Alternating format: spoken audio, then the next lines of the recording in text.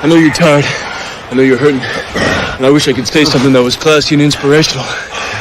But that just wouldn't be our style. Pain heals. Chicks dig scars.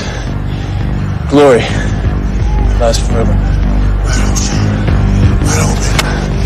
Right on! Shotgun. DC right. Flip 90 dig. On the center. Ready? Well, welcome, ladies and gentlemen, to another episode of The Bills Guys. My name is Steve Mathis. You can find me on Twitter at Judge Mathis. I am rejoined again by my co-host. I missed him so dearly these last two shows, the pregame and last Thursday. The man who keeps me sane, Mr. Dave Tilton himself. You can find him on Twitter at TiltMoney. How you doing tonight, Dave? Man, what a night. Victory Monday. We've got a great game on tap for Monday Night Football tonight. I'm feeling good. I'm back in the chair.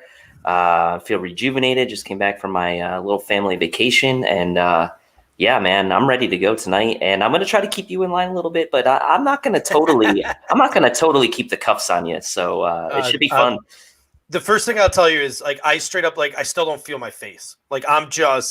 I'm on cloud nine right now. The ending of that football, my entire feeling through that fourth quarter and then the end of that football game, I am just on cloud nine right now. I don't know about you guys in the comments section, but I saw a ton of videos of people celebrating the Bills' victory over the Rams yesterday. And I'll tell you what, this team is legitimately going to be the death of me. And we're going to get into that in a second, but who do we got in the chat tonight? We got a ton of regulars here. Oh yeah, we got a bunch of regulars. Zach Allen was in the house before we even went live. Ryan Teal's in the house.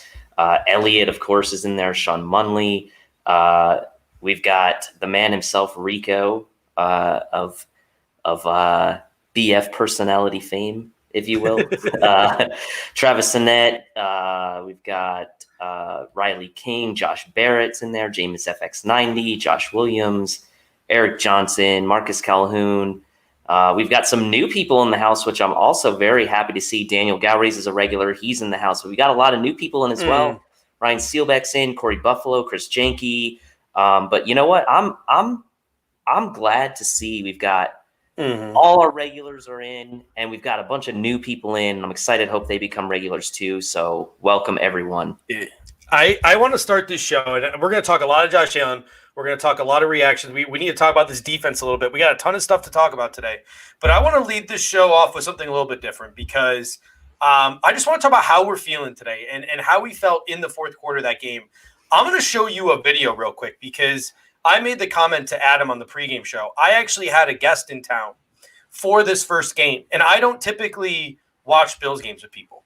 Back when I was a kid, it was me and my dad. When I go to games, it's me and my tailgate crew. I don't like watching games with other people. It's just not something I enjoy doing because I'm just on edge the entire time. I joked on the pregame show. My fiance is like Jodie Foster. I lock her in a panic room every Sunday.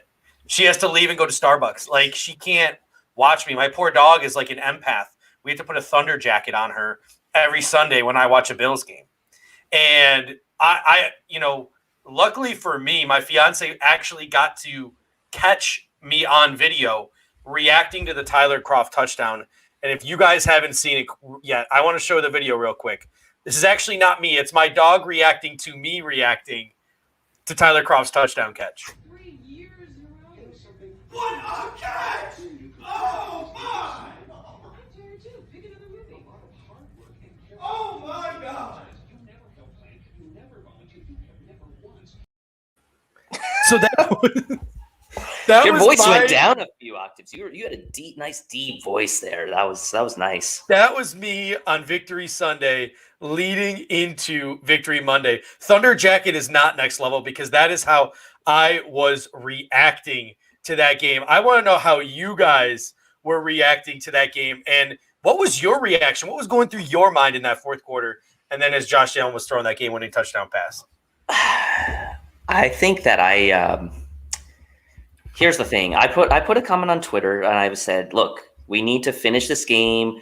No, none of this lack of execution, lack of whatever. And then it would just started kind of unraveling a little bit. Mm-hmm. And I was saying all game, my friend who's a Jets fan, like, my God, feel bad for him while he was watching it, but whatever. I was like, I'm telling you, this run defense is not looking good today. Like, we're winning, but I'm telling you, this run defense is not looking good. And I was like shocked almost. I was like shell shocked. I was just kind of sitting there on the couch and I was just like, what is about to happen to me? And like everyone just kind of looking at me, not saying anything.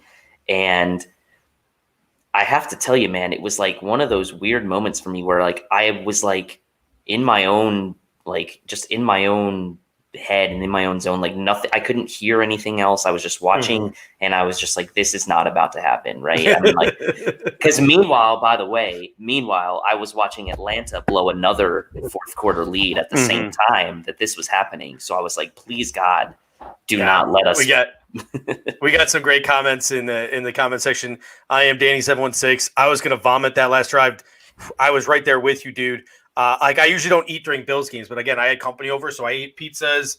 I was about 8 or 9 Molsons deep. He brought some Molsons over, so I was not in the right stomach space for that game. Nick Ranzano says, couldn't ask for a better birthday gift. Happy belated birthday, my man. Than that comeback win. Yeah, Josh Allen's got you covered. If it's your birthday, Josh Allen's got you covered. Got a comment here from Maurice Anderson. Says, my 3-year-old daughter told me, no, Daddy, we don't tell you are too loud when Croft made that catch.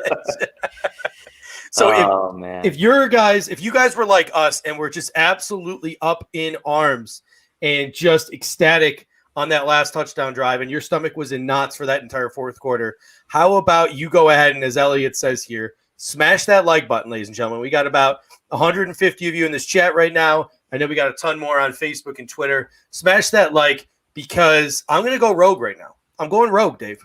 I have told no one I'm doing this. Rico and Pierre don't know I'm doing this. I'm going rogue. Dave is just scared right now. Dave is scared.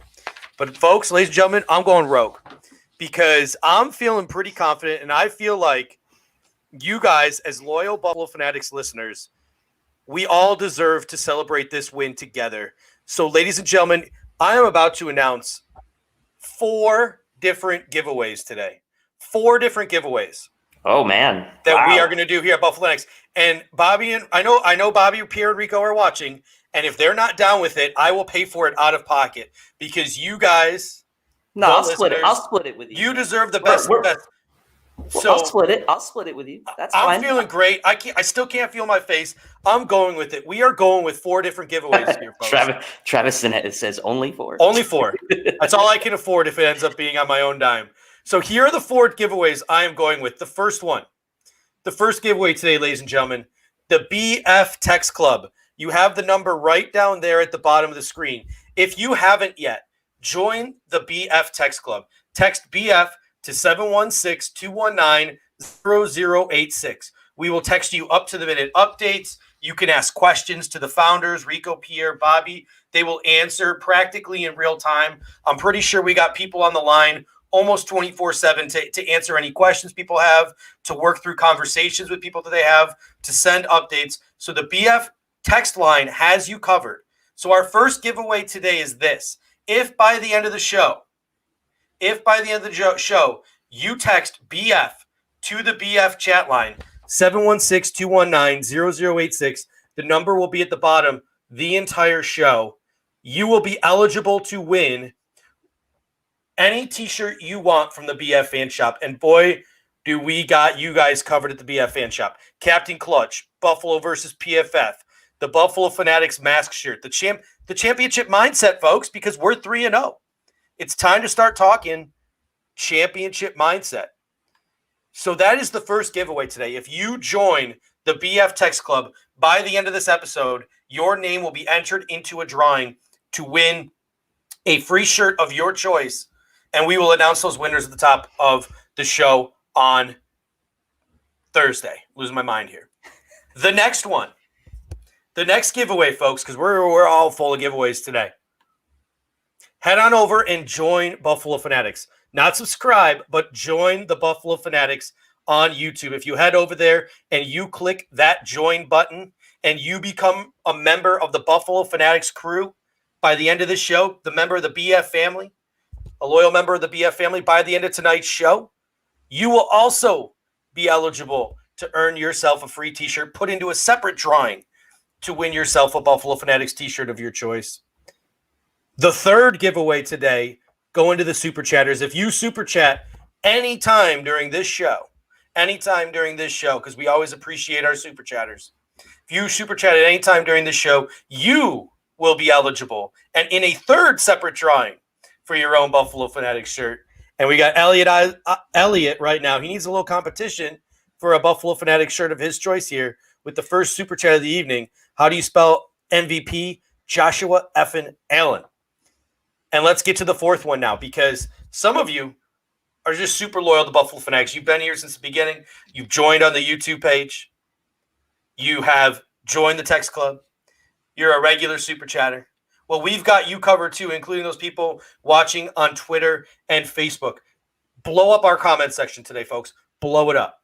If you have a comment that makes us stop, that makes us laugh, that makes us think, that makes us pause, you'll be eligible. If you post a comment that helps us start a discussion today, you will be eligible. If you say something so ridiculously funny it makes us do a spit take, you are eligible to win a shirt today. And last but not least, if you can give me another golden nickname to throw up there on my Twitter handle, or even maybe give Dave himself a nickname to throw up on his Twitter handle, you are eligible for a Buffalo Fanatics shirt. We are just giving it away, folks. I am feeling like Oprah today. And we've already got a new member. Bing, bingity, bing. Carter Pizarski, welcome to the Buffalo Fanatics. I don't even know. The Buffalo Fanatics what? I don't even know. I'm losing my mind here. I'm losing it. Look at this. And it's just pouring in now. It's pouring in. This is what we do here, folks. Christopher McLeese says, Josh Allen MVP. That's my quarterback. Was that T.O.? That's my quarterback.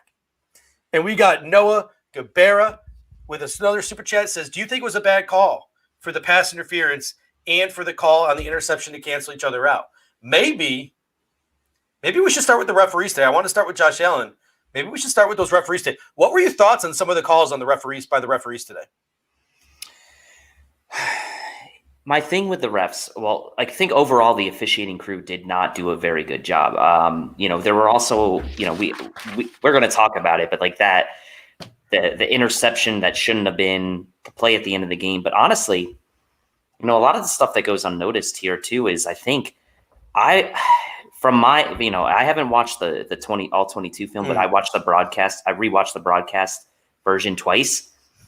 There was a lot of holding going on by that Rams offensive line. A lot of holding going on by that Rams offensive line and not being called. And I won't say it was too much on the running plays, but on the passing plays more so.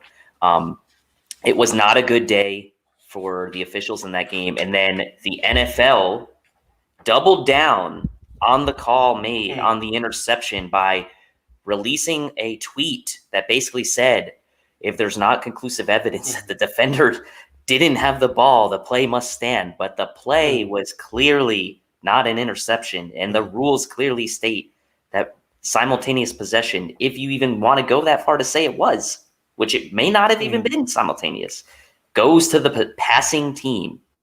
So look, at the end of the day, I don't really feel like it's like a makeup call or that. Like, I'm not too into that. I kind of agree with what Shannon Sharp said today, where he said the time of the game should not dictate when you throw the flag. The flags need to be consistent. They need to be called consistently throughout the game from minute 0, minute 1 to minute 60. Only then will you get a consistently called game. And just because that play at the end, some think it's questionable, some don't. Was it interference? Was it illegal contact? Was it no penalty at all? Did Gabe Davis initiate the contact? It doesn't matter. The flag was thrown. And guess what, Rams fans? Guess what, Rams? You are the beneficiary of a far more egregious call in the NFC Championship game 2 years ago. So I don't want to hear you complaining. The Bills are usually on the butt end of this type of call. And you know what? Someone made a great comment on Twitter today. Losers whine when they lose because of referees and bad calls. We're not in that category anymore, folks. We're not that team anymore. We are not going to be that team. And so I know I missed a few super chats, so let's how about this? Like, we've never had super chats pouring in like this before. We're going to get to them one at a time, so believe you me, we will get to the super chats, but let's try to keep it one topic at a time. The referees. I'll tell you what, I'm with you on the holding, but here's the thing. Pro Football Talk released an article a couple of weeks ago, and they straight up said, like, the NFL is no longer calling the ticky-tack things. They're letting those things go. But they didn't tell the teams that. And how many years ago did they say they were doing the same thing? And Seattle literally rode that wave to a Super Bowl because Pete Carroll's like, oh, you're not going to call the ticky-tack? I'm going to pass or fear on every single penalty. So the NFL's got to get their ideas straight on whether they want to call the ticky-tack stuff or they don't, because those holds are going to be an issue all year long, and it's going to affect our defense, which we're going to get next to, which we're going to get to next with the Pullout Kings comment. But this is my hot take this is going to be my hot take for today with these NFL refs. That interception call on Tyler Kroft was blatantly terrible. Yes. And it needs to be talked about more because all the people wanted to talk about on Twitter was that end of the game call. Right. That's all the national media wanted to talk about. Yep. What should be talked about is that Kroft call, because I'll tell you what, the TV networks, the NFL, the referees, every single person is in on this. And this is my conspiracy theory for today. I'm being dead serious. This is my conspiracy theory, and I'm 99.9% confident it's true. They intentionally called it an interception because they knew just how much evidence would be needed to overturn that penalty. That's why they called it an interception on the field. They even had time to think about it because the referees got to get together to talk about that little pass interference. And it wasn't until after they called the OPI that they also called it an interception. So the referees even had a little chance to go sit down there and chat about what they were going to call that play. And by calling that an interception on the field and making it almost impossible to overturn it because it's a judgment call, you can't tell me that this is the NFL and the officiating and the television networks colluding to keep a game close that a bunch of eyeballs are on. This wasn't your typical 1 o'clock game, folks. It was coloring most of the map. And you're not going to sit here and tell me. I'm not saying that they wanted the Rams to win. The NFL was colluding for the Rams to win. But I'm telling you right now, the officials and the refs, they collude to make sure games stay close, especially games that have a lot of eyeballs on them. And there were a ton of eyeballs in this game, and you're not going to be able to convince me otherwise. That Josh Allen fumble was absolutely ridiculous. Clear as day before the horse collar, which apparently he's in the pocket. If a quarterback's in the pocket, they could be horse collar tackled. I don't understand that. A horse collar is a horse collar to me. Who cares what happens? If you're trying to keep players safe, what does it matter? Clear as day, hit to the head, and a face mask on Josh Allen. Like, some quarterbacks are just treated differently in the National Football League. And Josh Allen is being thrown into the category of guys who aren't getting respect from NFL officials. Because right after that, when he got up and he complained to the referees, they threw a flag. Mm-hmm. No one's throwing that flag for Tom Brady. Nope. No one's throwing that flag for Russell Wilson or Aaron Rodgers. Phillip Rivers does it all. Phillip Rivers did it all the time in his heyday. All the time. Yeah. No one's throwing that flag for them. It's absolutely ridiculous to throw that flag and give them a tic-tac another 15 yards on it. Mm-hmm. Absolutely unacceptable game from the referees today. That crew should be highlighted and put on pause because it was terrible.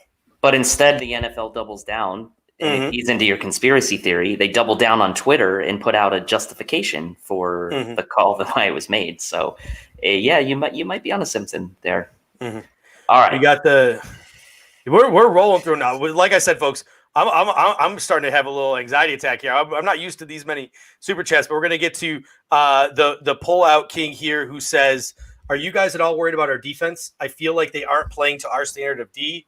But maybe it feels that way because our offense is playing so well." What are your thoughts on the way our defense is playing? Am I worried about it? I guess it's a good question. I'm not worried about it yet because I do think the Jets are abysmal, but let's be real. Like the defense, they played pretty well in that first game. With Miami, obviously Edmonds and Milano were out, so we were kind of on that sort of justification station, as I like to call it, for why the middle of the field was so open in that game. And obviously Levi Wallace got picked on in that game, and Josh Norman's out. So now we go to game 3, and it's like, okay, Edmonds and Milano are back. Oh, but maybe they're not 100%. Levi Wallace has the interception, but he still gets picked on a little bit. Our over the middle defense is lacking, I will say. There was the long third down. It was late in the game. Rams were moving left to right, and I said, it was like 3rd and 13. I said to my wife and to my friends, I was like, if Goff has time here, the middle of the field is going to be wide open. And sure enough, he had time, and he hit Cooper Kupp for a first down. So I'm not ready to say I'm worried, but I am ready to say that this is starting to maybe look like a trend where our run D needs to like shore up a little bit, and the middle of the field really needs to be cleaned up. And so worried, no, but we're going to have our hands full the next few weeks with some of these teams we're playing, Raiders, Titans, Chiefs. Like you got to clean some of this up. Yeah. I'll tell you what, like, I think I'm color me worried at this point. And I'm not worried. Like, I had that sort of instantaneous gut reaction. Like I tweeted out, I'm like, man, Sean McVay is just working Sean McDermott at this point. And other people are coming back at me and they're like, well, look at the first half. I felt like even in the first half, our defense was getting gashed. Like they were getting absolutely gashed. And I felt like it was almost like a really bend but don't break. And we were getting lucky with the missed field goal. I don't want to say we got lucky with the turnover because, you earn your turnovers, but you left that first half thinking like the Rams offense wasn't playing terrible. Like they were moving the ball. They just didn't score. And, Zach Ostrander sort of to double up on what the pullout king was saying. He was like, what do you think our run defense, what was wrong with our run defense yesterday? Why wasn't it there? We played nickel all game. If you look at the stats of who played snaps, AJ Klein played 2 snaps, and they were 2 snaps coming in when Tremaine Edmonds left the field.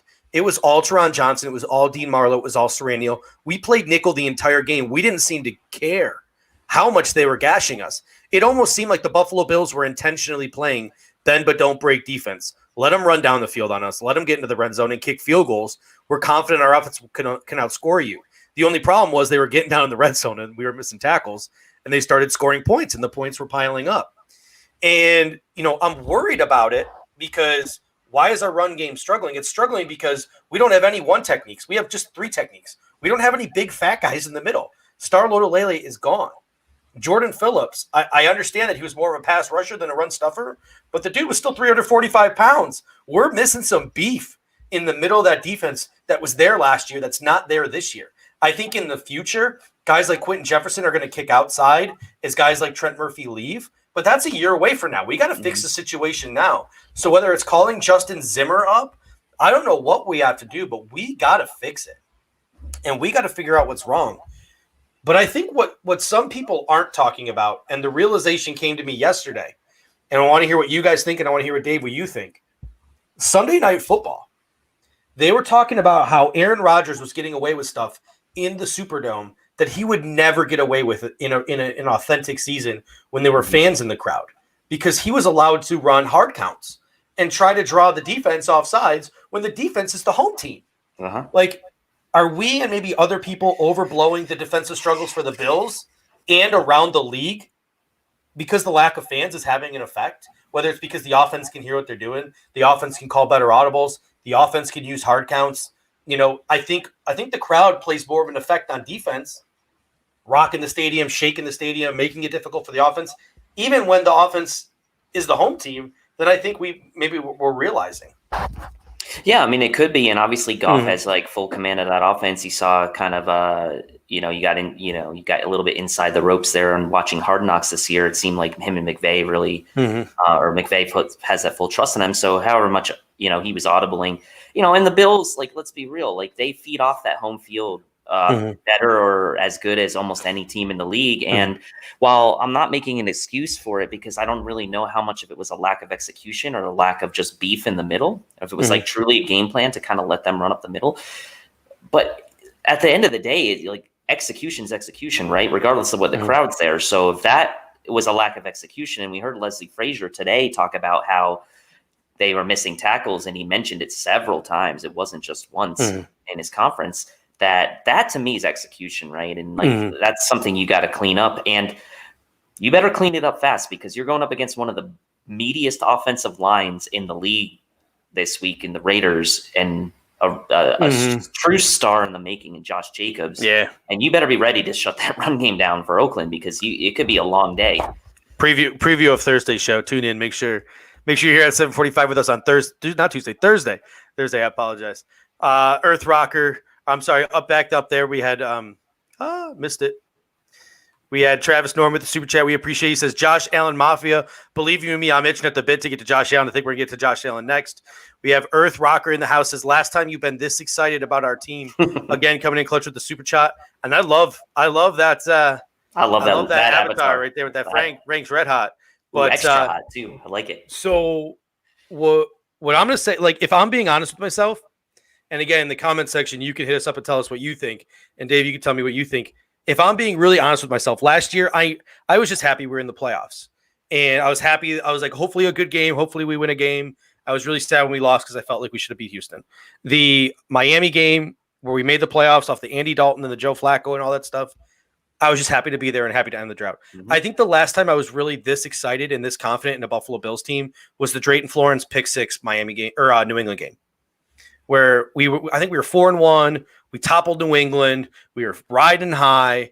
The game was at the Ralph. I was sitting in my car. We were 3-0 after that game. 3-0 after that game. I apologize. Yeah. I was sitting in my car listening to GR. People on GR were actually like excited and happy for the Bills and confident in the Bills and not being negative. And when that happens, you know that the team is legit. When you hop on and listen to Mike Schopp post game and he's not like giving backhanded compliments, you know the Bills have arrived and the Bills have done something. I think that's the last time I felt fairly confident, in the Bills' chances and felt that alive. What are your thoughts? I really thought we had a good team that first year with Bledsoe. That's going way back. I think it was 2002. Defense wasn't that great. And then, it was just the only reason I felt that is because I thought we had a legitimate quarterback at that point. But again, that's at the very initial stages of the drought era, right? Mm-hmm. So between like 2002 and now, I really haven't, honestly. Like probably the most excited I was probably that season after JP's good season with Lee Evans. I think it was maybe 2006. Going into that next season, I was like, maybe JP can take that next step, and obviously he flopped. So it's not a lot. There's no comparison to now, I think, right? None. Like I said, like even then, Fitzpatrick was like a stopgap quarterback, and it was Chan Gailey as your head coach. Maybe the Drew Bledsoe year, where we went on that run and we won a whole bunch of games. Then it all came crashing down against Willie Parker and the Pittsburgh Steelers in Buffalo.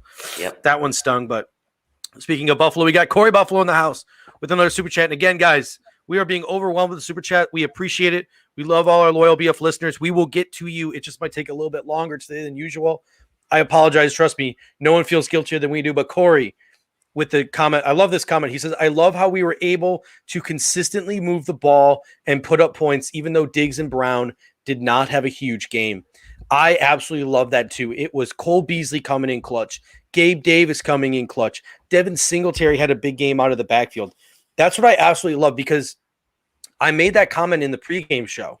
There are going to be games where Diggs is sort of like just a guy. And today I don't want to say he was just a guy, because he still has a huge impact on the game, but sort of statistically, he's just a guy.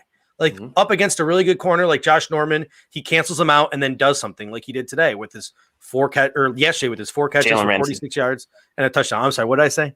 Josh Norman. Josh Norman. He's on tonight. He's on tonight. I'm on fire tonight, folks. My dementia is on full display. But it's Diggs had a good game, and Diggs kept Jalen Ramsey's hands full. And while he was doing that, Gabe Davis was crushing a mismatch in Darius Jackson, and Cole Beasley was working the middle of the field. Tyler Kroft was coming up with some clutch catches and some clutch moments, and guys like Devin Singletary were able to eat. So, you look at it, Josh Allen is it's not just Stephon Diggs that's making Josh Allen good. He is distributing this football all around, and it's so exciting to see. Yeah, and can we just take a quick pause to give a game ball to Cole Beasley for just a second? I mean, talk about a guy who had an excellent game, 100 yards. Is that his first 100-yard game with the Bills? It may be. It might be, but I don't think so. Yeah, I mean, if it is, and I mean, he might have only had one last year, but man, did that guy come up with some big catches, especially on that final drive. And Diggs, although only the 4 catches, he made the touchdown catch. He made the catch, on that floater down on the left sideline. And he made that catch to get it to 4th and whatever it was, 8 or 9 at the end of the game. So he came up with big plays, even though like statistically doesn't look like much in the box score. But if you watch the game, the guy did that. And Cole Beasley, man, and Gabe Davis too. You mentioned him. That catch he made down the side when Josh Allen made that. And I'm going to say that Aaron Rodgers like throw, because Aaron Rodgers made a very similar to throw to Alan Lazard last night that Josh Allen made to Gabe Davis down the left sideline. Those guys came up big. And it's nice to know that we can have confidence in Gabriel Davis and Cole Beasley if John Brown's not on the field. And I was so, you know what pumped me up most about that throw to Gabe Davis on the sideline? No one made that ignorant ass comment like, oh, well, if Josh would have put it on his other shoulder, he could have turned and ran it for a touchdown. That's a difficult throw to make when you're moving in the direction that Josh Allen did. Yep. And the fact that it was even remotely catchable was great. And the fact that Gabe Davis was good enough to get to tap 2 toes down, it's just a great play. Call it what it is. It was a great friggin' play. Yes, there was no defender behind him. And if it was put better, it could have been a touchdown. But that's not like settling for a par, that conversation we had a couple of weeks ago with the Cole Beasley catch over the middle. That's like maybe like getting a birdie when you should have gotten an eagle or something. You know what I'm saying? Like, oh, you had a chance for an eagle, but you got a birdie. That's kind of what it was like there. So kudos to the announcers and kudos to the national media for not jumping down Josh Allen's throat about that call too. And we're going to get to Tyler Kroft at the end of the show because I just really want to talk to Tyler Kroft today, but I know we got some other things to get to. Zach Ostrander with another super chat. We really appreciate it, man. He says, hey, I got to go, but I love what you guys do. See you next live stream. For all those of you who don't know, you can check us out. Even if you don't see us live, it's awesome live. We love these conversations, but even if you can't catch us live, we air next day on the Daily Buffalo. Type in the Daily Buffalo into iTunes, Apple. We are there every morning. The next day, audio only. And we're here 24/7, 7 days a week. You can just replay us anytime you want on that YouTube. You could skip over me forgetting people's names and calling the wrong name all the time, and you can go straight to the good stuff. But did we have I missed anything? Are we caught up on the super chats and stuff? I think so. I think Zach's is the last one I see. So if someone wants to call us out for missing one, please do, and we'll shout you out, because I think as far as I'm scrolling, I think that's the last one I see. Zach's is the last one. So I think we are caught up. Yes. Yeah. And we're gonna get to Josh Allen now, and we're gonna have some Josh Allen conversations. And the number one in Monday Night Football just kicked off, so you want to have those dual screens rocking. Go for it, because this is a pretty sweet matchup of the Chiefs and the Ravens. But I think the number one indicator of just how good of a day Josh Allen had was the fact that PFF was silent. Dead silent. Spin0481 said we missed his super chat. Spin, could you just redo it for us? You don't have to redo the money part. Just put your question again in the comment section, and we will get to it. Our apologies. Spin0481, you're a regular. Last thing we ever want to do is miss it. So just throw the comment there again, and we'll get to it. You don't have to super chat again. Just throw the comment there again, and we'll get to it. So our apologies. But when it comes to Josh Allen, let's start this conversation here. And my notes are all over the place now because we started jumping a little bit. But I mean, the dude had 300 yards. He had 5 touchdowns for the game. He has over 1,000 yards and 12 touchdowns on the season. First off, what were your thoughts on his day? Not his season so far, but just his day. I thought he had a great day, honestly. Were there plays that he would have liked to have back? Were there moments where he maybe got a little frazzled? Yeah, sure, of course. But overall, he had a great day. I mean, what else can you say? Like, for Kurt Warner to say that he didn't look comfortable in the pocket just seemed a little bit odd to me to even watch the game. I mean, stood in there tall. I mean, think about that, down on one of the first series of the game, had the 4th down, stood there, held his ground, made the throw, and it wasn't an immediate throw either, right? He had to wait a little bit for that. Was placing balls where they needed to be placed all day. The only thing you could say about it, and I'm not even going to consider the interception because, although it was kind of like a chucked up throw, it wasn't really an interception. The only thing you would say about it, and I was saying this a little bit during the end of the game, was sometimes you got to live to see another day. You got to get rid of that ball a little quicker, especially when Aaron Donald's coming for you, and that's part of it there. And you can't you gotta get that hero ball where it doesn't make sense, kind of out of your mind, like the lateral or whatever. It was actually a pass, but and in the play where it got reviewed and obviously he was ruled down, that's one of those where you like to see him get rid of the ball a little sooner. So he had a great day passing, and he had a great day leading the team back from a dire situation. And to me, that's something that maybe that we need to talk about more, is seeing that frustration he had, seeing the penalty he got, and being able to recover from that. That recovery to me in the fourth quarter said all I needed to know. So if he can just kind of clean up some of these things, like get rid of the ball quicker on a few of these. But again, you're going to live with that. We're all going to live with that if he continues to do what he does. There will be plays like Brett Favre had, and that was his idol, where you say, what was he thinking? But you take that, you accept it, because you know what's potentially coming out of the other side of that. And so for me, great game. He actually didn't run the ball a ton. He had the touchdown run, but he didn't really run the ball that much. It was all on his arm today, and he made a lot of great throws. And man, that final drive, the throw to Beasley, is the one that really stands out to me, man, on that 3rd and 22 where we picked it up. So great game for Josh. I loved how he battled back there when he had some adversity. Yeah, I mean, the title of the show, or what I wanted to title the show at least, it was too long to put in the bottom bar, but I put it on the top, this is Josh Allen's world, ladies and gentlemen, and like legitimately, we are just living in it. He plays the position like nobody I've ever seen. I mean, every single play, like he treats every single play like it means the world to him. Every single play, every single down, every single snap, every single second, it's like a life or death situation to this guy. And that's what's so absolutely incredible to me. He refuses sacks. He tries to lateral. And on some occasions, it's like you love that. You love that about him. And then other plays, it's like, scares the hell out of me. Yeah. But at the end of the day, you got to respect it.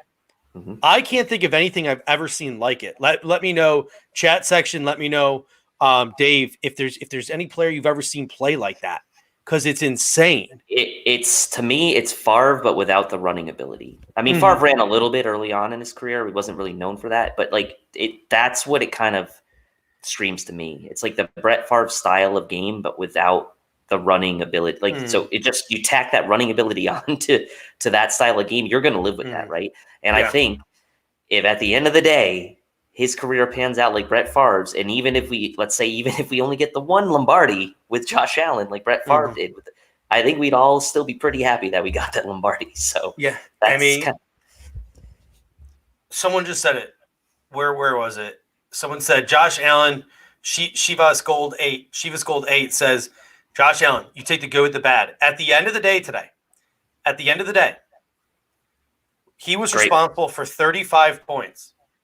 Plays a game like that, Footy. I like that. Well, this is a good one from Bill, who's a regular. He's got Favre combined with Elway, because Elway was a bit of a scrambler, as we know. Yeah. So that's a good comparison, Bill. I like that one. Favre combined with Elway. That's good. I was thinking of just one guy, but like that's a good one. And at the end of the day, he was responsible for 35 points in this game. 35 points. And he gave away 2 turnovers. You can have a conversation about whether those 2 turnovers were on him or not. Because, again, I still don't think it was an interception. I still don't think it should have been a pump fumble. I think both of those should have came back. One for a hit to the head and a face mask penalty. The other because it just wasn't an interception. I think both of them should have came back. But at the end of the day, he was responsible for 35 points. And 14 points came off of his turnovers. So that's 21 points right there. Come on, defense. If we would have lost this game, like, come on, defense. That's 21 freaking points. After the difference between the points he gave away and the points he scored, it's still a differential of 21 points, which is insane. So, at the end of the day, points are points, and he was scoring them. To me, that's what I take away from this day. Yeah, we can talk about his clutch, we can talk about whatever, but he put up 35 freaking points, and that should win us the game every single week. Yeah, and the theme of the comments section right now, and a lot of people are making good comments here, is you take the good with the bad, because the good outweighs the bad, and that's what you're saying right there. That's exactly it. Jason Bolito makes a good comment. Scary thing is Josh is improving. There's still more room for improvement. Like that is the scary thing, right? It's like there is room for him to improve. As crazy good as he's played, there is still room for him to get better with some of the decision making. But man, these plays that are like traditionally low percentage, he's making them look high percentage, right? These 3rd and 22s, these just throws on frozen ropes down the sideline, like these across the body throws that you only really see the likes of Aaron Rodgers make. Like, he is making the low percentage plays on the regular, and that to me is what's the good clearly outweighs the bad right now. Yeah, I mean, it's, Jason Polito, 1,038 yards in 3 games. He broke Kelly's records. To me, like, no offense, like, I love it, but I just don't give a damn about the yards. What's striking to me is points. This dude is on pace to score 64 touchdowns this year. 64 touchdowns. I know he's not going to get there. I don't think it's realistic to assume he's going to get there. But, let's talk about more than just Josh Allen's day-to-day. Let's talk about his season, and let's talk about his projection at this point. Like, what are your thoughts on what he's done so far over the course of 3 games? What are you willing to label him? What credit are you willing to give him? What do you still want to see? All of those things sort of rolled into one here in this loaded question here. Well, here's the thing. I was looking at this earlier before we came on the air, and I was trying to kind of see how his first 3 games would project out. And you think about, like, he's got 1,038 passing yards already. He's already more than a third of the way towards his total passing yards from last year through 3 games. So let's just say, to make it easy, 15 games, right? Just multiply this 3 that he's had times 5. I mean, you're talking about 5,000 passing yards, right? So to me, that's the projection right now for him. Now, do I think that that's going to happen? I don't know. 5,000 is a huge number, but it's happened more recently from guys like Roethlisberger, Stafford, obviously Mahomes. So for me, I think it's consistency, right? I think it's been 3 games. So for me, what I want to see is that this can be sustained. Like, I don't want it to be like a fluky early season thing. I want it to be a sustained thing that we see from him all year. And if that's the case, we are going to be very happy by the year's end. This is a guy that's going to account for 40-plus touchdowns and close to 5,000 passing yards, if not more. And if that's the case, if it wasn't for Russell Wilson's tear right now, he'd probably be the MVP of the league right now. Sean Wilkinson chiming in the super chat. We appreciate the super chatters as always, the loyal BF listeners. He says, if NFL ever goes from onside kicks to 4th and 15, the idea shot, Josh Allen will be 100%. Without a doubt. They should do it. Let's do it. Let's get them on. Let's get that on that wagon, because I'll tell you what, when it comes to Josh Allen's season, before last season, I sort of came up with a mantra for the season for Josh Allen. And it sort of just got lost in the shuffle in the cloud of the season. And I sort of forgot about it. And I didn't really address it again this offseason, but I want to address it now. And that mantra that, I came up with towards the beginning of last year was, what you wanted to see from Josh Allen going into year 2 last year was progress, not polish. Yep. Remember when I said that? I definitely remember that. You wanted to see game by game progress and not polish. This is a guy who went to high school in Firebaugh, California, right? Nobody knows where. No one could place Firebaugh, California on a map. He had no offers to play Division I college football. There were no elite quarterback camps that this dude was going to. He had to go the JUCO route. He had to earn it every single step of the way. Then he still couldn't get elite quarterback camp invites and invitations and scholarships to big colleges. He went to Wyoming, which is glorified D2. Still managed to be the 7th overall pick in the National Football League draft. A scout told Joe Marino during the Senior Bowl, when Josh Allen was in the Senior Bowl, this dude was 1,000 reps behind the Baker Mayfields, the Sam Darnolds, the Josh Rosens of the world. 1,000 reps behind. But last year, what did we see every single week? Progress, not polish. Every week he got better and better and better and better. Whatever challenge you put in front of this guy, he meets it. Whatever mistake he makes, he learns from it. He's physically the most impressive quarterback in the National Football League. Physically, he is the most impressive. 6'5", 240 pounds, runs it like vintage Cam Newton, has the strongest arm in the National Football League, bar none. The argument could be made that Josh Allen has one of the 2 or 3 best physically quarterback bodies of all time. Name a more physically enticing quarterback. Cam Newton, maybe? Like, name a better athlete than Josh Allen. Athlete? Athlete from the quarterback position. And this year, he took all that progress and he's turning it into not just polish. Like, he skipped the polish standpoint.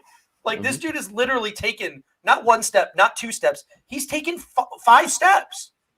What we saw from Patrick Mahomes in his MVP season, what we saw from Lamar Jackson in his MVP season, what we saw from those guys in their MVP seasons, Josh Allen is doing that right before our very eyes. And what we don't want to accept, is like, wait, it's been 20 years of heartbreak. It's been 20 years of getting really excited and then getting disappointed. Buy in, guys. This is our MVP quarterback. It's Russell Wilson, it's Josh Allen, and then it's everybody else a mile and a half long down that list. Maybe Patrick Mahomes or Lamar Jackson can put themselves in the conversation with this game going on right now. But it's Russ, it's Josh, and it's no one else right now for MVP. And I'm loving some of these comps in the comment section. Someone said Lamar Jackson's a better athlete. Yeah, but is Lamar Jackson 6'6", 240? Does he have a better arm? No. Someone said total package. We're talking. Yeah, here. Total package. Someone said he compared him Willie Beeman. Yeah, he can't be Jamie Foxx in any given Sunday. But yeah, you throw Rodgers in there as well. But is Rodgers 6'6", 240? Like, that's, imagine if you put Aaron Rodgers in Josh Allen's body. That's what we're talking about. And yes, Aaron Rodgers is playing pretty high.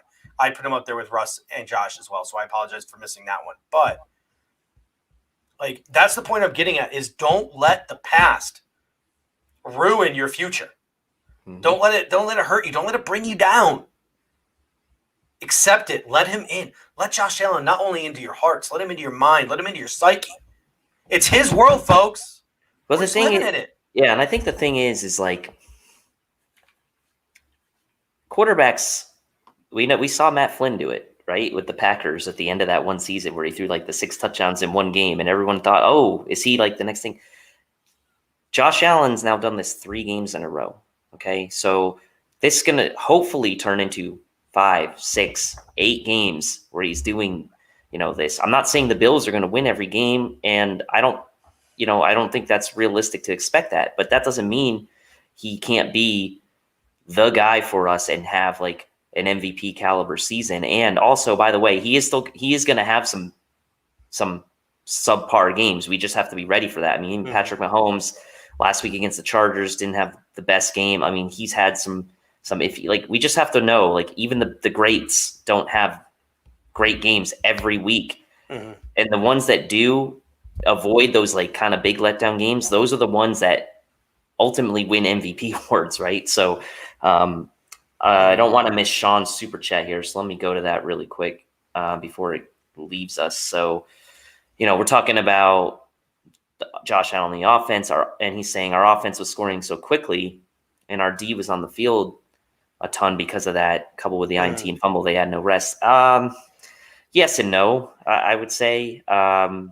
Maybe it was a mixture of that and a lack of execution, but I'm not ready to say that they were tired and that's the reason they were playing badly, because they were giving up big runs early in the game too, and we just happened to be stopping them to field goals and field goal attempts. So, but I can kind of see where he's coming from here. Yeah, I mean, at the end of the day, I think a lot of it has to do with the fact that Sean McVay is just really good. Like, he's a really good coach. Yeah. And in the situation we mentioned earlier towards the top of the show, we mentioned that it's more difficult, I think, for defenses this year, even when they're the home team, because the offense can communicate way easier. And I don't care what anyone has to say. Jared Goff is not Jared Goff is not running the show there in LA. He's not the one making the calls at the line of scrimmage. He's not the one audibling out of one play and moving to another. It's Sean McVay who's in his earpiece up till 10 seconds before the snap. Like, Sean McVay is the mastermind of that offense. And when Sean McVay can clearly communicate with Jared Goff up till 10 seconds before the snap, and Sean McVay can sit there and see everything that's going on and relay it to Jared Goff, who can then relay it to his teammates and call audibles like crazy, and just not – it's a disadvantage to the defense whether you're the home team or not. And I do think that plays a part in it, because the Saints have a very good defense, and Aaron Rodgers picked them apart yesterday better than he probably could have if there were fans in the stands. So it'll be really interesting to see if we can start getting fans into the stadiums as the year progresses. It'll be really interesting to see how the Buffalo Bills respond if we don't get fans into these stadiums, because something's got to change. We got a defensive line full of 3 techniques, and they're getting gashed. Yep. Our secondary is missing tackles. We're not getting to the quarterback, whether it's because there's holding penalties or not. The fact remains the same. We're getting a lot of pressure, but we're not getting to the quarterback. We're not taking the quarterback down. He's getting that football out, and our secondary is getting beat. So we got to find something. I trust Sean McDermott. I trust Leslie Frazier. I trust them to get it done, and it's nice that we have an offense to keep us 3-0, despite the fact that maybe our defense isn't pulling its weight. But we got to figure something out. We got to figure something out quick because we still got a brutal schedule coming up, and Josh Jacobs and Derrick Henry loom large. Yeah, I mean, Joe Miller, our guy from the Overreaction Pod, great show this morning, mentions think they're just lighting up a decision to keep everyone in front of them. Yes and no, but I mean, I guess schematically maybe, but even when Leslie Frazier came out and said 3 or 4 times they were missing tackles, there's still an element of a lack of execution there. So there may be some truth to both of those points here. Maurice Anderson says, Josh is the awesome new girlfriend you're afraid to trust because the last 2 cheated on you. But it may be the girlfriend that you ultimately propose to and get married to. So there is that. You just got to see how it goes. All right. I'm gonna scroll through my notes here and see if there's anything I missed, but I just want to remind you guys, we got four different, and Maurice is making it really tough, with that last comment, because we got 4 different giveaways we're going through today. Any winner of these 4 giveaways gets anything they want from the BF Fan Shop, any premium tea they want. We got some great ones. The first one is right at the bottom of the screen. Hit up the BF text line, the chat with BF. Text BF 716-219-0086. Just text BF to that number. Get news, scores, updates. You can send comments and messages to the founders, Bobby, Pierre, Rico, at any time. You can run any idea you have by them. You can ask them any question. You can be like, hey, I want the Bills guys to talk about this week. Hey, I want the Bills overdue guys to talk about this week. Throw some show ideas on there. Do whatever you want. It's your new best friend, the Buffalo Fanatics text line. If you join tonight, if you text that line tonight, you will be eligible to win one of those premium teas. The second, we've got one new member tonight. He needs some competition. Over there, hit that join button. He's hoping there is no competition. Become a member of that BF family. We've got one new member tonight. Anyone who becomes a new member tonight is eligible for a premium tea as well. Number 3, our super chatters. We've gotten about a dozen of them so far. Are eligible to win some premium teas tonight. Yeah, we got that. We got a motor shirt in there, I believe, too. And last but not least, say something that makes us laugh. Say something that makes us think. Just have a great comment. Give me a new nickname. Give Dave a new nickname. We can throw in our Twitter handles, and you'll be eligible to win a premium tea. We're giving things away tonight, folks, to celebrate Josh Allen and the fact that he is a legitimate MVP candidate. It's his world, folks. We're just living in it. Josh Allen texted BF this morning, and he said, listen, you got to give away 4 shirts today. 4 shirts minimum. 4 shirts minimum is what he said. So we got to do anything Josh says, and that's what Josh said for us. So take it away, guys. Do we have questions? Do we have comments? I know I want to talk about Tyler Croft. There's some people that I think want to talk about Motor because he looked really – yeah, go ahead. All right, so Zach, we'll get to you. But let's talk about Motor, and then we'll get to Zach's comment. Let's talk about Motor, because here's my question about Motor, right? He had 18 touches on the game, or 17 touches on the game, 18 targets. He had 71 yards on the ground for a 5.5 yard average. He had 50 yards catching, along with 34. So he went over 100 total yards on his 18 touches. Does he deserve a bigger role than what he's getting right now in this offense? I mean, he had a big role, I thought, in this game, right? I think with the fact is like we mentioned it last show, is like the Bills are kind of like evolving into this sort of passing offense. Josh Allen with another game of over 30 passing attempts, 33 passing attempts here. So I don't mind Singletary being in that like slightly under 20 touches per game role, because although he is really electric and although he is amazing change of pace, or change of direction and the vision, he's still not the biggest dude, so I don't necessarily want him taking a ton of shots running into the teeth of that defense. And with Zach Moss out, you saw TJ Yeldon get a couple carries, and he looked okay. So I think, honestly, this was a game to potentially have Motor be featured, and I think having the 17 touches to me is being featured and is enough, especially if Josh Allen's going to throw the ball over 30 times. So he's still creeping close to that 20 touches a game, and man, was he efficient with those. Because Randy Hartman 5'2" says through 3 games, this is the offense. I think we have to accept that the Bills are not the ground and pound teams of the last 25 years. There was a great tweet by Mark Gaughan of the Buffalo News, and it's a great tweet when I want to give Mark Gaughan credit because I'm not the biggest fan of Mark Gaughan in the world. But he says, we got competition. We got competition. We got some competition. New member, PJ Mill 1122. It's a 2-way race for that premium Buffalo Fanatics tee. A newest member of the Buffalo Fanatics. Bing, bingity bing. Welcome, PJ Mill 1122. I think we're at this point just going to have to let Rico do like a late bing bingity bing because I have to get a gavel or a bell or something. I'm just not feeling it without. I'm banging on a plastic table. You need like one of those need like one of those hanging bells that you just there we go. like a little bill like Jim Cramer in Mad Money. But Randy Hartman says through 3 games this offense it's not ground and pound anymore. Answer Sean's question here. Says is the text club free? Yeah, only time it's free. You might get charged by your carrier for text rates. I don't know about that, but it's free to join from our perspective. Yes. But here is the stat that Mark Gaughan dug up today. The Bills are spreading the ball out. They've run 11 personnel, which is 3 wide receivers, on 68.7% of their snaps this year. They've run 10 personnel, which is 4 wide receivers, on 23.7% of their snaps this year. That means the Buffalo Bills have been in the spread offense 92% of the time this year. 92%. I don't know if you guys are math folks, but 100 minus 92 means 8% of our offense has been like that old school fullback, running back, 2 tight end type of stuff. This is the new Bills offense, folks. Turn on the television, watch the Kansas City Chiefs taking on the Baltimore Ravens, and you will see the Buffalo Bills offense out there in Kansas City. You will see the Buffalo Bills offense out there in Kansas City. It's Josh Allen versus Patrick Mahomes versus Russell Wilson versus Aaron Rodgers versus Lamar Jackson. That's what we get to look forward to watching this year. An exciting, new age, modern offense with a quarterback that's going to be in conversation for the most valuable player in this league. Mm-hmm. Can our defense find their form, get better, and make us Super Bowl contenders? That's what we're looking out for right now.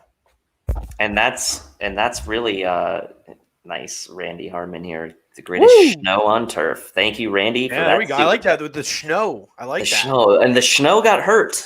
Hopefully he's okay. We'll see. It looked like Ty Secchi's a great backup, though. He's a great backup.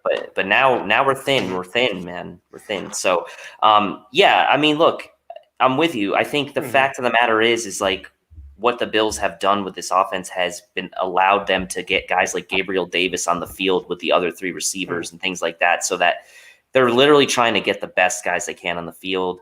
And it makes sense. Like if you're going to hand the keys over to Josh Allen and kind of push your chips into the middle of the table and say, we're riding with our guy, we're going to let him be our Patrick Mahomes, let him own this offense. And I mentioned this not last show, but the show before, organizationally, you're making that conscious decision to say, we are moving in this direction so that we can reach the ceiling we're trying to get to. And that ceiling's only going to be achieved if you give him complete control, and they have, and he's paid it off for them. And Zach Carlos says, why aren't we running the ball more? I think it's because you're handing the keys of this offense to Josh Allen. Now, I think, like, if you look at Kansas City, because Kansas City has struggled to run the ball under Andy Reid in this spread offense that they run, but they drafted Clyde Edwards-Helaire, and they're pretty serious about running the football this year. Mm-hmm. And I think I think running the ball more is coming out of these spread sets, spread them out to run the ball, spread them out to pound the rock. But I think it also takes your offensive line, which ran a completely different system last year, a little bit of time to figure it out. And you see some shuffling around the Bills' offensive line. And that's another thing I want to have a conversation about. John Feliciano's coming back soon. Quentin Spain was benched this game. He was benched early. It was Cody Ford at left guard. It was Brian Winters at right guard, and Brian Winters was getting pushed around like a rag doll. was But not good. at the same time, it was Aaron Donald, so I'm going to go cut Yeah. him a little bit of slack here. But what are your thoughts about a guy you just gave a 3-year, $15 million contract or $9 million contract to? You're sitting his ass on the pine because it was a schematic decision. What are your thoughts on that?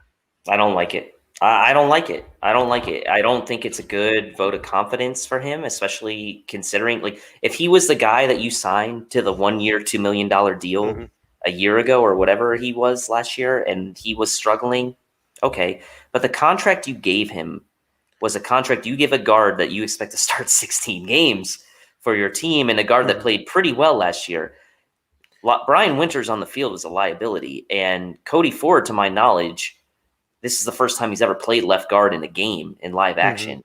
Someone call me out on that if I'm wrong, but against Aaron Donald, against Brockers, against the likes of that interior Rams defensive line, I don't think that's the time you get cute and try to shuffle up your line. Now, maybe Spain was struggling. Like, I didn't see that necessarily, but Brian Winters, man, there's no way that guy's better than Quentin Spain. Like, so why is he on the field? And it's just weird.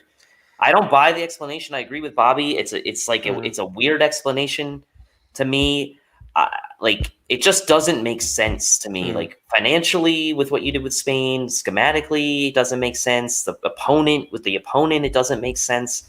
So, is this like a coaching gaffe, you think? I don't know. I think it's buyer's remorse. I think it might be some buyer's remorse. Like, I even mentioned it this offseason. Like, I thought of all the free agents, Quentin Spain was the least I wanted back. Because, like, he gets pushed around in the run game. He gets bullied in the run game. He's not the strongest to anchor. Like, he's just an average offensive lineman. And that's what he is. Yes, he had a really good year. He didn't allow a sack until the playoff game. I understand all those things. But just because he's not allowing a sack doesn't necessarily mean he's good. It doesn't mean he's good for your run game. It doesn't mean that he's not giving up pressures. All these different things. And I've never really been sold on Quentin Spain. He's a very serviceable offensive lineman. But if the Buffalo Zach Bills doesn't like your comment, man. Zach doesn't like my comment. No. I'm sorry, Zach. I've never been sold on him. Maurice Anderson again, looking for the win tonight. Maurice Anderson's still in it tonight. Can we manscape winners off the line? Shave him right off that line. It's looking to me like the Buffalo Bills are going to be going into a situation where Cody Ford is going to be the left guard and John Feliciano is going to be the right guard. That's what it's looking like to me. That looks like the avenue the Buffalo Bills are going down. And if they do, at this point, I think Brian Winters would be your backup. And I think you'd look to trade. Quentin Spain. Again, buyer's remorse. Put that man on the trade block. There are a ton of quality teams who are hurting along the offensive line right now. You could maybe get a 4th, 5th round pick. Take that cap hit. It sucks, but go the New England route. If you have buyer's remorse, if you think that you screwed up, if the practice field is telling you otherwise, cut bait and cut loose when you have a chance. Now, I'm not saying that that's what's going to happen, but I'm saying if that is what's going on, move on.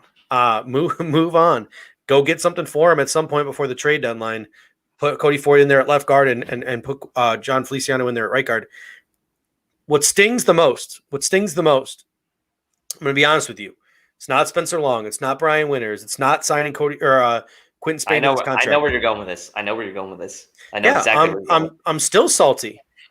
Because Cheryl Teller was a regular on this show. Our girl Cheryl Teller, mother of Wyatt Teller, was a regular listener of our podcast. The sweetest woman you will have ever met in your entire life. And guess who is absolutely destroying it in Cleveland right now? Is one of the better graded offensive linemen in the National Football League right now. Wyatt friggin' Teller for the Cleveland Browns. I mean, this might be Brandon Beane's first, other than Calvin Benjamin. This might be Brandon Beane's like strike 2. Like, I'm not saying strike 3, fire the man, but this might be his second whiff. Because Wyatt Teller is playing very well in Cleveland, a guy that we thought was expendable. And Spencer Long is gone. And we re-signed Quentin Spain, and it looks like he's struggling. And we're kicking Cody Ford into guard, and John Feliciano's contract is coming up. So, I'm still salty about my man Wyatt Teller. Do they potentially double down and then try to re-sign John Feliciano now that they've seen maybe if that's the case and they seem to really love John Feliciano, and John Feliciano also seems like the kind of guy who would take a hometown discount.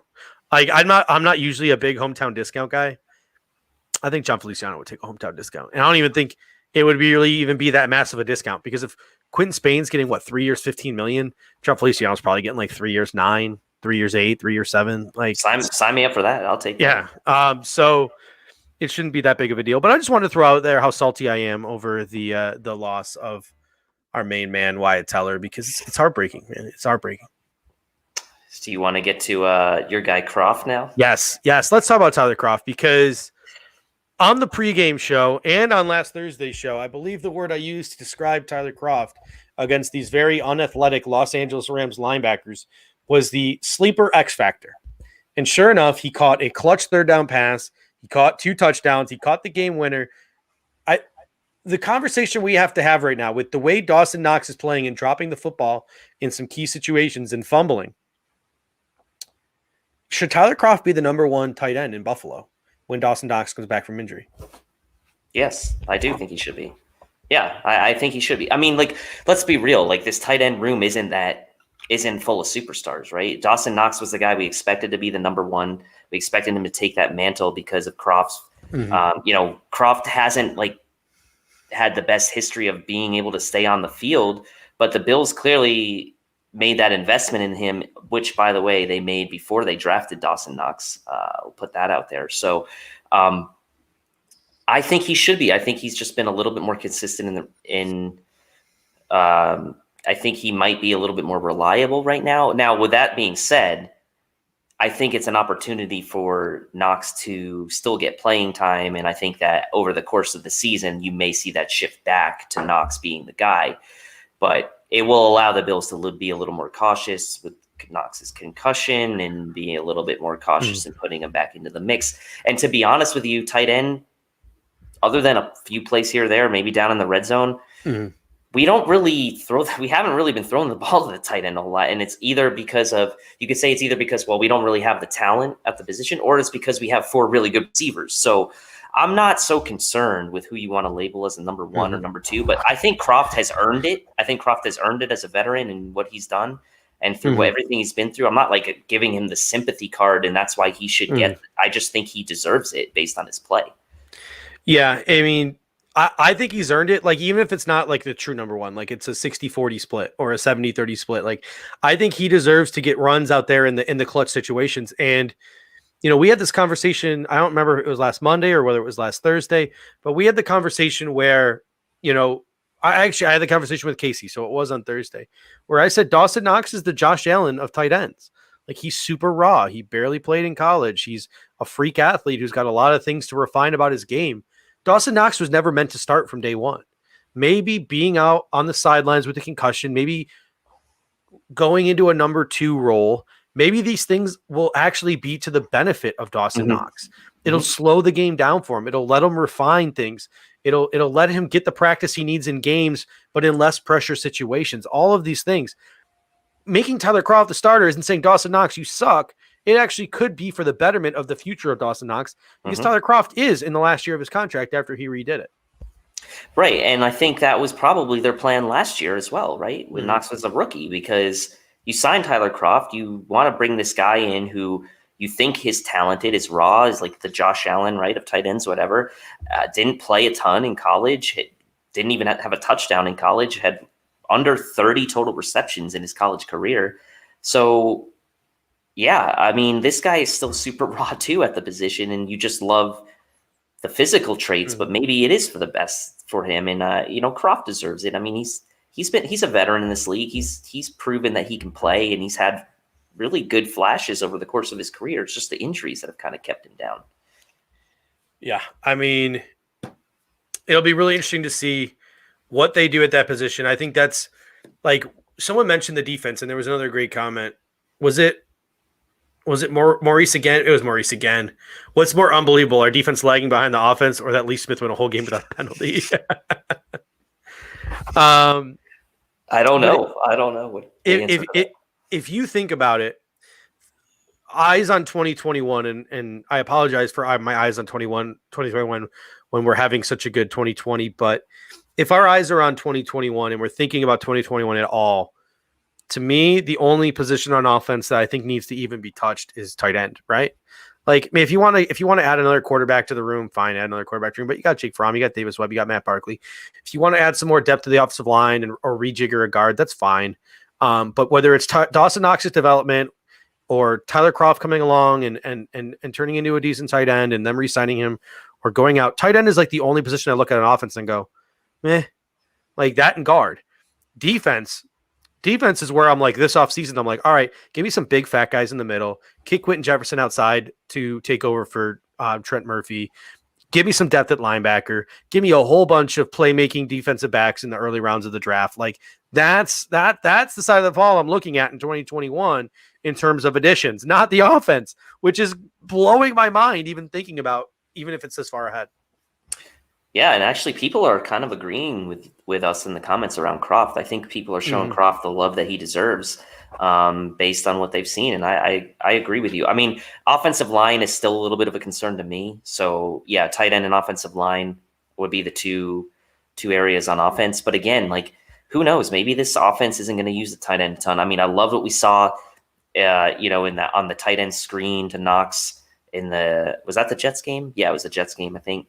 And I'd like to see a little more of that. But again, if you're talking 2 to 4 targets a game for that position, I wonder how much the Bills are going to invest in like a premier tight end, either through the draft or through free agency, if like it's just not a big part of their offense. If you've seen the look on my face at all in the last 2 seconds or last minute, it's because the Chiefs just went up 13-0, and it was Sherman, their fullback, lined up at tight end, motioned into running back, and then they snapped the ball on the goal line to Patrick Mahomes, who then underhanded tossed it to Sherman, who ran it into the end zone. Just an absolutely is that even a pass? He threw it underhand. I'm just wow. And that's Patrick Mahomes doing Patrick Mahomes things. Like if Josh Allen would have made that play that Patrick Mahomes just did, but like the receiver would have bobbled it and dropped it, people would have been like, oh my God, Josh Allen, what an idiot. Like, what's he doing? I can't believe he did that. Like Lamar Jackson had a play on the first drive where he was rolling out, or on the second drive where he was rolling out to the sideline and he didn't want to throw the ball out of bounds, and he took a stupid hit and he fumbled it, but the ball went out of bounds. If Josh Allen did that, he'd be freaking crucified. So it's frustrating. And at least now Josh Allen has enough really good big chunk plays to make up for some of these decisions that he makes, because Lamar Jackson and Patrick Mahomes get praised for these same reckless decisions that Josh Allen makes on a weekly basis. We got B-Ski who says we gotta talk about the punter. I'm telling you guys, I had a huge problem with Corey Bojorquez. A huge problem. I wanted him gone, but I think that the Buffalo Bills have found the answer to fixing their punting game. Don't punt. Once a game. Yeah, one punt a game, baby. Yeah, 2 punts this game. 2 punts average 58 per punt. Both inside of 20. 1 to 3 punts a game is all we need. 1 to 3 punts a game. Yeah. That's the plan. Just don't punt. Maybe that was what Beam's thinking all along. I don't need to worry about punter because our offense is never going to punt the ball. Mm-hmm. So, yeah, I mean, also, I would just want to say really quickly, if you think Corey Bojorquez had a nice game and you thought he punted the ball well, smash those likes because we're at 140 likes on YouTube. I want to get that at least to 150. So 10 more likes gets us to 150 likes on YouTube. Smash those likes. And, smash those likes because we're giving away a lot of stuff tonight too. So hopefully the people that win will give us a like, if anything. Yes, I'm scrolling through here. Looking for some comments, but we still got a guy who's not on the Bojo train. But I do like Travis's comment. Bojo bombs. Bojo bombs. There you go. Bobby. Whoa, Bobby's on Twitter. Bobby's watching this thing from Twitter. Bobby's really slumming it. Watching from Twitter right now. Look at that. It looks like Baltimore just had a kick return touchdown. So this game's getting really interesting. Did they? It's on commercial right now. Did I miss it? Am I behind? Am I lagging? Yeah, it should be interesting. So that should just about do it for us, ladies and gentlemen. I don't think we have anything left to talk about. I am scanning my notes. In search of anything left that we have to talk about. And I think we have just about covered it. And the only thing we have to do now is preview Bills Raiders, and we gotta save something for Thursday. Am I Gotta right? save it. So, Yo, we gotta save it. Oh, look at this guy! Look at this guy. Where is he? Oh, he's he's switching up to YouTube. What's going on here? He's got Yeah, Devin Duvernay just took a kickoff 93 yards. That's I was a Duvernay fan in the draft process. I liked him. Texas, right? Yeah, he's good. All right. So, but if you smash that like from spin 0481 more than once, make sure you smash it in automat. Don't. No, it needs to be an even amount of smashing. No, I think he's saying because if you click it, it unlikes it. So you have to make sure the blue thumbs up still shows up there. Okay, I take it back. Thank you, Spin 0481. I do appreciate that. So if you think that Josh Allen is a true MVP candidate, smash that like. If you are a loyal Buffalo Fanatics listener and you are ride or die with the Buffalo Fanatics here, smash that like.